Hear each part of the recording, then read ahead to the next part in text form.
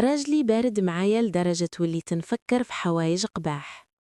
البنات، بغيت نشارك معاكم واحد السر عمري قلته حتى لصحباتي.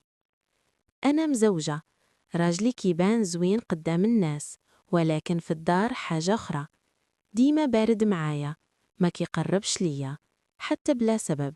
وأنا مرأة، عندي إحساس، عندي رغبة، ولكن كنهز راسي ونقول غادي يتبدل.